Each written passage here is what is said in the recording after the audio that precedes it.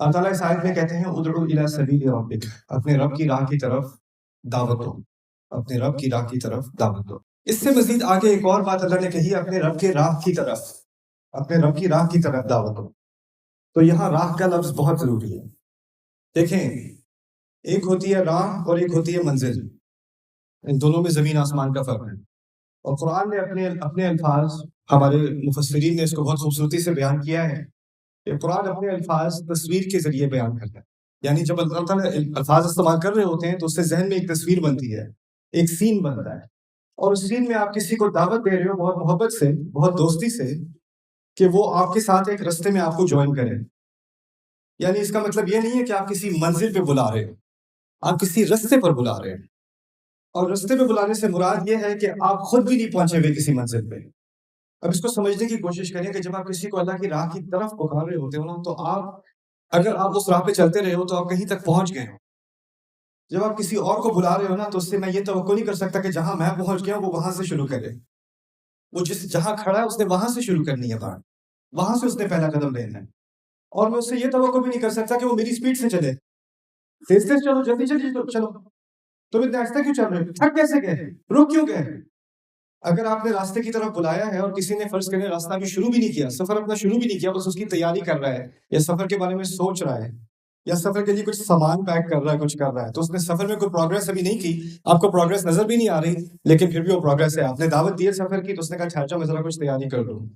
یہ چیزیں میں آپ کے سامنے اس لیے رکھنا چاہ رہا ہوں کہ آپ کو یہ چیز سمجھ میں آئے کہ جب آپ کسی کو دعوت دیتے ہیں نا، تو آپ کو سمجھنا پڑتا ہے کہ جہاں میں ہوں، میں اس پر یہ پریشر نہیں ڈال سکتا کہ وہ اوور نائٹ ایک ہی دفعہ سنا کے وہ وہاں آ جائے جہاں میں کھڑا ہوں۔ آپ کو کچھ ٹائم لگا، فرض کریں آپ نے 5 وقت کی نماز پڑھنی شروع کر دی، اب آپ کو بے چینی ہوئی کہ میرا کوئی ماں ہے، اس کو بے چینی ہوئی میرے بچے بھی اب نماز پڑھنی شروع کر دیں۔ میں اتنا عرصہ غفلت میں رہی ہوں، مجھے خیال نہیں تھا نماز کا، اللہ نے میرے دل میں اس کا اپنا خوف ڈال دیا، اب میں نے نماز پڑھنی شروع کر دی، اب مجھے بے چینی ہے، میرے بچے بھی غفلت میں ہیں۔ تو وہ روز بچوں کو نماز پڑھو، نماز پڑھو، نماز پڑھو، نماز پڑھو، نماز کیوں نہیں پڑھ رہے، خدا کا خوف کرو، پتہ نہیں ہے تمہیں۔ وہ اب یہاں پہنچ چکی ہے اور وہ چاہتی ہے بچے فوراً وہاں پہ پہنچ جائیں۔ اللہ تعالیٰ اس آیت میں کہتے ہیں ادعو الی سبیل ربک، اپنے رب کی راہ کی طرف دعوت دو، اپنے رب کی راہ کی طرف دعوت دو۔ ان میں سے ایک ایک لفظ کی اہمیت ہے۔ پہلی بات، دعوت کے لفظ کو سمجھ لیں۔ جب آپ کسی کو دعوت پر بلاتے ہو، جیسے آپ کسی کو اپنے گھر پہ بلاتے ہو، تو آپ اس کو گھر پہ بلا کے آپ اس کی بےزتی نہیں کر سکتے۔ گھر پہ بلانا کسی کو عزت دینا ہوتا ہے، گھر پہ بلانا مہمان نوازی ہوتی ہے۔ گھر پہ بلانا ہوتا ہے تو جو بھی آپ کے گھر آتا ہے اس کو ایسا محسوس ہوتا ہے کہ ان کے گھر آنے کے بعد میں حفاظت میں ہوں، امن و امان میں ہوں، میں سیفٹی میں ہوں، میں اندر جا کے مجھ پہ کوئی چلائے گا نہیں، مجھے کوئی گالیاں نہیں دے گا، میری کوئی تنقید نہیں کرے گا، میری پول نہیں کھولے گا، میرے عیب نہیں نکالے گا۔ یعنی جب کہا ہے نا پکارو یا بلاؤ، دعوت کا لفظ استعمال کیا ہے، تو بلانے کے لیے کوئی بھی سنے بات، ویسے تو ہم بہت ساری باتیں کرتے ہیں، لیکن ایسی بات کے بارے میں بات کی جا رہی ہے جو انسان سنے اور وہ اس کی طرف آئے، اس کی طرف اس کو آنے کا دل چاہے۔ انفارچونیٹلی ہوتا یہ ہے کہ کبھی کبھی ہم دعوت کے نام پہ ایسی باتیں کرتے ہیں جس سے لوگوں کے دل سخت ہو جاتے ہیں۔ ہم کہتے ہیں اللہ تعالیٰ کی طرف دعوت دے رہے ہیں اور پھر اس کی خامیاں نکالنا، تم یہ نہیں کر رہے، یہ نہیں کر رہے، یہ نہیں کر رہے، جہنم میں جاؤ گے، یہ ہوگا، وہ ہوگا۔ اس کی ایک ہی غلطی نکال کر اس کو بار بار تنقید کرنا اور کہتے ہیں جی ہم دعوت کا کام کر رہے ہیں۔ وہ دعوت نہیں ہے، وہ کچھ اور ہے۔ جس چیز کو اللہ تعالیٰ نے پہلے درجے میں دعوت کہا ہے وہ کیا ہے؟ جس سے انسان کا دل آپ کی طرف مائل ہو۔ ادعو الی سبیل ربک، پہلی بات۔ دوسری بات یہ کہ دعوت کا جو کام ہے اس میں کوئی آپ کے گھر آئے گا بھی کیوں؟ پہلے تو اس کو تھوڑا سا، اگر آپ پہ شک ہے یا آپ سے اس کو ڈر لگا ہوا ہے یا وہ آپ سے بات نہیں کرنا چاہ رہا یا آپ اتنے فرینڈلی معلوم نہیں ہوتے، تو دعوت کا تو سوال ہی پیدا نہیں ہوتا۔ پہلے تو ایسا ہوتا ہے نا کہ کسی سے دوستی ہوتی ہے، کچھ جان پہچان ہوتی ہے، کچھ ان کو پتہ چلتا ہے کہ آپ کو ان کے بارے میں کچھ پتہ چلتا ہے، انہیں آپ کے بارے میں کچھ پتہ چلتا ہے، پھر وہ آپ کو دعوت دیتے ہیں۔ تو اس میں جو تعلقات پیدا کرنے والی بات ہوتی ہے نا، اس کا بھی ذکر موجود ہے دعوت کے اندر، ادعو الی سبیل ربک۔ اس سے مزید آگے ایک اور بات اللہ نے کہی، اپنے رب کے راہ کی طرف، اپنے رب کی راہ کی طرف دعوت دو۔ تو یہاں راہ کا لفظ بہت ضروری ہے. دیکھیں، ایک ہوتی ہے راہ اور ایک ہوتی ہے منزل. ان دونوں میں زمین آسمان کا فرق ہے. اور قرآن نے اپنے الفاظ، ہمارے مفسرین نے اس کو بہت خوبصورتی سے بیان کیا ہے کہ قرآن اپنے الفاظ تصویر کے ذریعے بیان کرتا ہے. یعنی جب اللہ تعالیٰ الفاظ استعمال کر رہے ہوتے ہیں تو اس سے ذہن میں ایک تصویر بنتی ہے، ایک سین بنتا ہے. اور اس سین میں آپ کسی کو دعوت دے رہے ہو بہت محبت سے، بہت دوستی سے، کہ وہ آپ کے ساتھ ایک رستے میں آپ کو جوائن کرے. یعنی اس کا مطلب یہ نہیں ہے کہ آپ کسی منزل پہ بلا رہے ہو، آپ کسی رستے پر بلا رہے ہیں. اور رستے پہ بلانے سے مراد یہ ہے کہ آپ خود بھی نہیں پہنچے ہوئے کسی منزل پہ. اگر میں کسی کو بلا رہا ہوں اس طریقے سے جیسے میں تو پہنچ چکا ہوں، اب تمہیں دیر ہو رہی ہے پہنچنے میں، جو پکارنے والا ہے، جو اللہ کی طرف بلانے والا ہے، سننے والوں کو ایسا محسوس ہو کہ یہ سمجھے تو یہ تو بہت ہی پہنچی ہوئی چیز ہے، بس میں ہی پیچھے پڑا ہوں، اب یہ میرے لیول تک آ جائے تو پھر یہ کچھ ان کی کوئی حیثیت ہوگی. تو یہ سبیل کی طرف دعوت دینا نہ ہوا. جس راستے کی طرف دعوت دی جا رہی ہے وہاں تک کہ اس کے بارے میں تو ہمارے نبی نے بھی کہہ دیا، ان سے بھی کہلوا دیا صلی اللہ علیہ وسلم، قل هذه سبیلی، کہہ دو یہ میرا راستہ ہے. یعنی وہ بھی ایک راستے پر چل رہے ہیں اور پھر وہ ساتھ ساتھ اوروں کو بھی پکار رہے ہیں کہ تم بھی اس راستے کو میرے ساتھ جوائن کرو. پھر ایک اور اس میں اہم درس اس لفظ کے اندر، راستے کے اندر، راہ کے اندر، وہ کیا ہے کہ جیسے راستے ہوتے ہیں نا، اس پہ کچھ لوگ بہت تیزی سے جا رہے ہوتے ہیں اور کچھ لوگ آہستہ آہستہ جا رہے ہوتے ہیں. کچھ بہت آگے نکل رہے ہوتے ہیں، کچھ بہت پیچھے ہوتے ہیں. کچھ ایک ایک قدم ایک قدم آگے لیا تھک گئے پھر رکے. کچھ میں سٹیمنا زیادہ ہوتا ہے، وہ چلتے چلے جاتے ہیں. کوئی پیدل جا رہا ہے، کوئی گھوڑے پہ جا رہا ہے، کوئی موٹر سائیکل پہ جا رہا ہے، کوئی ٹرک میں جا رہا ہے، کوئی اکٹھے جا رہے ہیں، کوئی دو جا رہے ہیں. جا تو سارے رہے ہیں لیکن ایک رفتار سے نہیں جا رہے، ایک سپیڈ سے نہیں جا رہے، ایک ساتھ نہیں جا رہے، لیکن ہے ایک ہی راستے. ہو سکتا ہے کوئی 50 میل آگے ہے، کوئی 50 میل پیچھے ہے. اب اس کو سمجھنے کی کوشش کریں کہ جب آپ کسی کو اللہ کی راہ کی طرف پکار رہے ہوتے ہو نا، تو اگر آپ اس راہ پہ چلتے رہے ہو تو آپ کہیں تک پہنچ گئے ہو. جب آپ کسی اور کو بلا رہے ہو نا، تو اس سے میں یہ توقع نہیں کر سکتا کہ جہاں میں پہنچ گیا وہ وہاں سے شروع کرے. وہ جہاں کھڑا ہے اس نے وہاں سے شروع کرنی ہے بات، وہاں سے اس نے پہلا قدم لینا ہے. اور میں اس سے یہ توقع بھی نہیں کر سکتا کہ وہ میری سپیڈ سے چلے. تیز تیز چلو، جلدی جلدی چلو، تم اتنے آہستہ کیوں چل رہے ہو، تھک کیسے گئے، رک کیوں گئے. اگر آپ نے راستے کی طرف بلایا ہے اور کسی نے فرض کرنے راستہ بھی شروع بھی نہیں کیا، سفر اپنا شروع بھی نہیں کیا، بس اس کی تیاری کر رہا ہے یا سفر کے بارے میں سوچ رہا ہے یا سفر کے لیے کچھ سامان پیک کر رہا ہے، کچھ کر رہا ہے، تو اس نے سفر میں کوئی پروگرس ابھی نہیں کی، آپ کو پروگرس نظر بھی نہیں آ رہی، لیکن پھر بھی وہ پروگرس ہے. آپ نے دعوت دی ہے سفر کی تو اس نے کہا ٹھہر جاؤ میں ذرا کچھ تیاری کر لوں.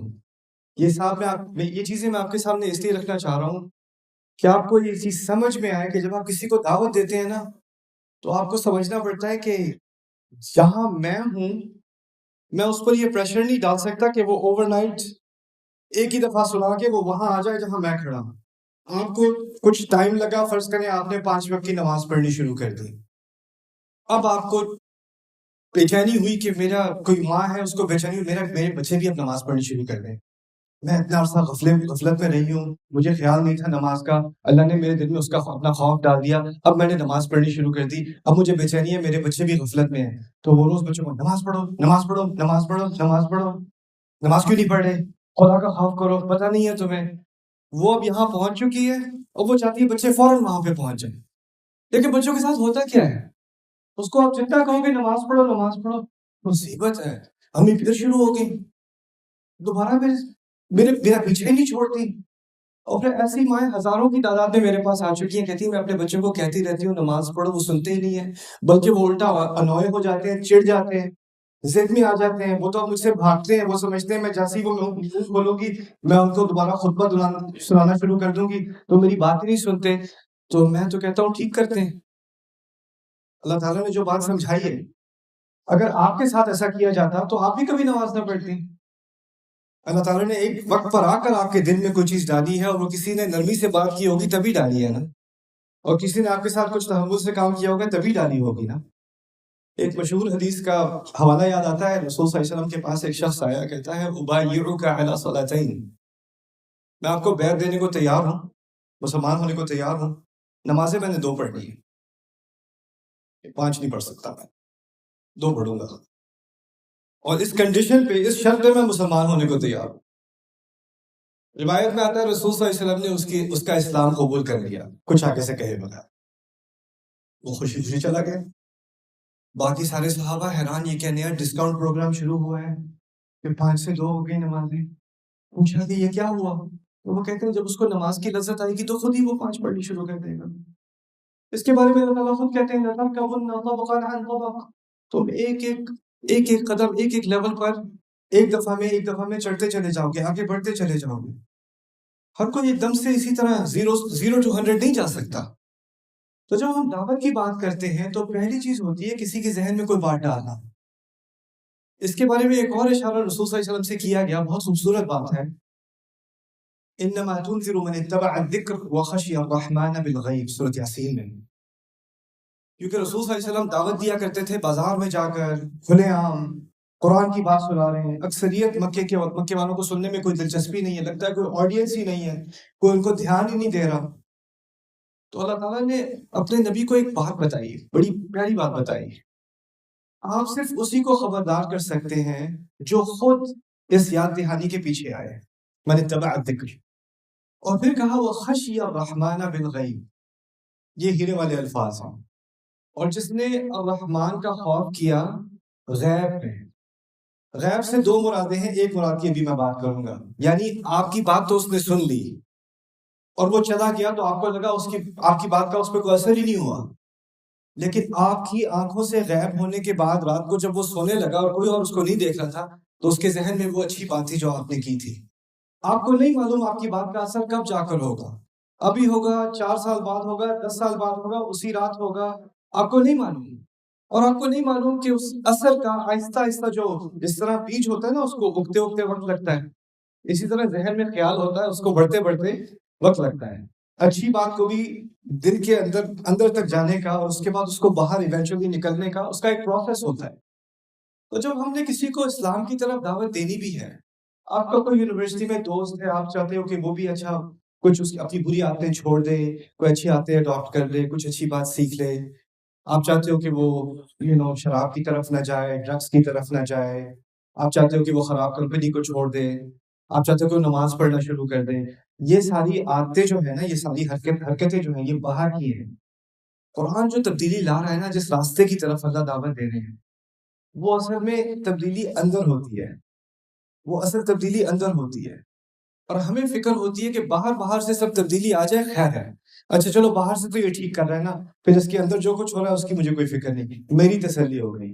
اللہ تعالیٰ چاہ رہے ہیں کہ ہر انسان اللہ سے ملنے کے لیے تیار ہو، اور وہ جب تیار ہو کر آئے گا اللہ کے سامنے، اللہ تعالیٰ نے کہا اس دن کسی چیز کا اور فائدہ نہیں ہونا، الا من اتى اللہ بقلب سلیم۔ ابراہیم علیہ السلام کے الفاظ قرآن میں ریکارڈ ہیں کہ اس دن کوئی کسی چیز کا، کسی اولاد کا فائدہ نہیں ہونا، کسی پیسے کا فائدہ نہیں ہونا، صرف وہی ہے جو اللہ تعالیٰ کے سامنے ایک اچھا دل لے کر آئے۔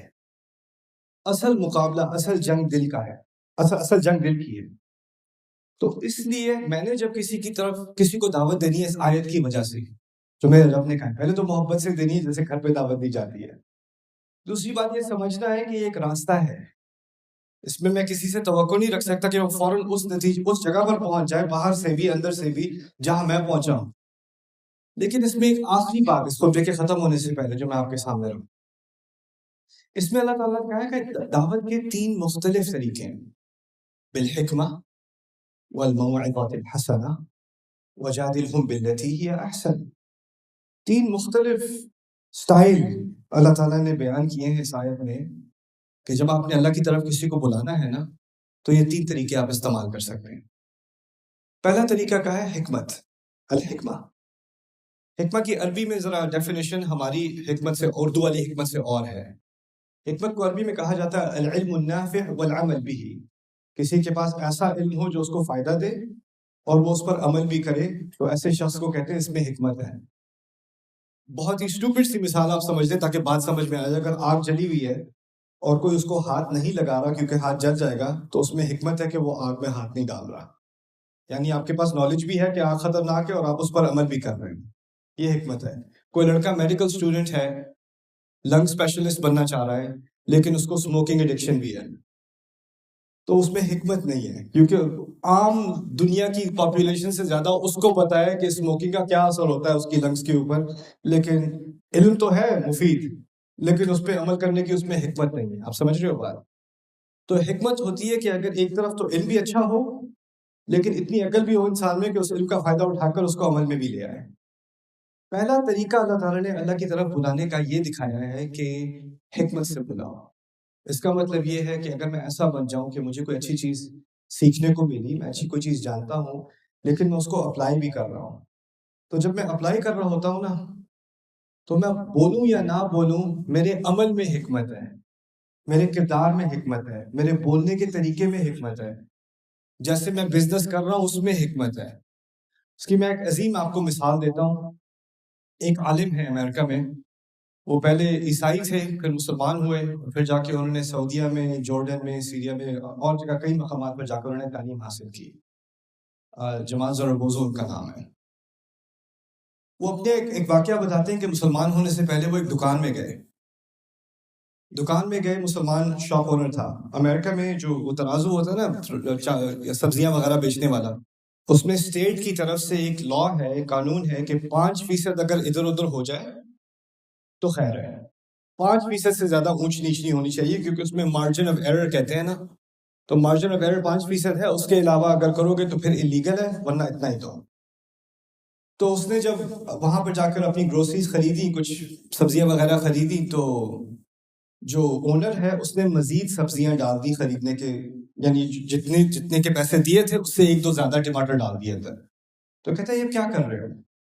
کہتا ہے اسٹیٹ تو کہتا ہے کہ 5% میں آپ سے فائدہ اٹھا لوں، لیکن میرا رب نہیں مانے گا. تو وہ 1-2 ٹماٹر احتیاطاً اور ڈال دیتا ہے کہ میرا رب نہ پوچھ لے 5% میں نے حرام تو نہیں کھا لیا. وہاں سے اس انسان کو یہ خیال ہے کیا یہ کون سا، یہ تم اسٹیٹ نہیں مانگے گا، اسٹیٹ نہیں پوچھے گا، تمہیں کوئی مشکل نہیں ہوگی، ٹیکسز میں بچ جاؤ گے، تمہیں اپنی رب کی کہ یہ رب کون ہے تمہارا؟ کہتا میں مسلمان ہوں، میرا رب اللہ ہے، وہ دیکھتا رہتا ہے. قرآن نے کہا ہے نا کہ والسماء رفعها ووضع الميزان الا تطغوا في الميزان. اللہ تعالیٰ نے آسمان میں ایک میزان بنایا، ہر چیز کو آسمان میں سورج اور چاند کو بیلنس بنایا، اور وہ اس لیے کہ آسمان کو دیکھ کر تم یاد رکھو کہ زمین میں بھی تم میزان میں کبھی ادھر ادھر کی پھیرا پھیری نہیں کرو گے. یعنی انسان کو جو انصاف کا حکم دیا ہے، انصاف کا خطبہ دیا ہے قرآن نے. قرآن کہہ رہا ہے آسمان کو دیکھو انصاف یاد آ جائے گا. تو اس انسان دکاندار ہے، اس نے کوئی خطبہ نہیں دیا، اس نے کوئی لمبی تقریر جو ہے دعوت اسلام کی دعوت دی دی، اس نے بس ایک ترازو میں ایک ٹماٹر ڈال دیا، اس ٹماٹر کی وجہ سے وہ آدمی مسلمان ہوا، آگے جا کے عالم بنا. صرف اس کی وجہ سے. وہ ہے ادعو الی سبیل ربک بالحکمہ، یہ حکمہ ہے. اس کے بعد ہے وہ بالموعظۃ الحسنہ، اور ایسی بات جو دل میں جا کر لگے اسے موعظہ کہتے ہیں عربی میں. موعظہ ایسی بات جو دل کو جا کر لگے، دل کو اچھی لگے. اور اس میں مزید اضافہ کیا اللہ تعالیٰ نے الحسنہ، ایسی بات جو دل کو لگے اور خوبصورت بھی ہو، بات سننے کا دل چاہے، بات سننے سے دل کھلے. الموعظۃ الحسنہ، موعظہ اس وقت کہا جاتا ہے جب آپ کسی کی مشکل کو سمجھ لو، کوئی کسی مشکل سے گزر رہا ہے، وہ آپ سے کچھ بات کرنا چاہ رہا ہے، آپ وہ اپنی بات بعد میں کرنا، میں اپنی بات پہلے بتا دوں تمہیں یہ کرنا چاہیے، وہ کرنا چاہیے، وہ کرنا چاہیے. اگر کسی کو واقعی موعظہ کرنا ہوتا ہے نا عربی کے قواعد کے مطابق اور قرآن کے قواعد کے مطابق، پہلے آپ یہ تو سمجھ لو اس کو تکلیف کس چیز کی ہو رہی ہے. سنانے کا بہت شوق ہوتا ہے ہمیں، سننے کا کم ہوتا ہے.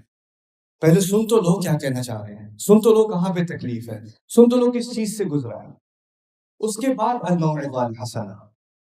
اور پھر آخر میں ایک اور چیز بھی ہے. کچھ لوگ ہوتے ہیں جن کو جھگڑنے کا شوق ہوتا ہے، ڈیبیٹ کرنے کا شوق ہوتا ہے. ان کو جہاں موقع ملے، جیسے تو کچھ لوگوں کو کھانے میں زیادہ مرچ مسالے کا شوق ہوتا ہے، ان کو بات چیت میں بھی زیادہ مرچ مسالے کا شوق ہوتا ہے. کسی دعوت میں بیٹھے ہوں گے تو بور ہو جائیں گے جب تک کسی سے کوئی پگا نہیں لیں گے تھوڑا سا نا.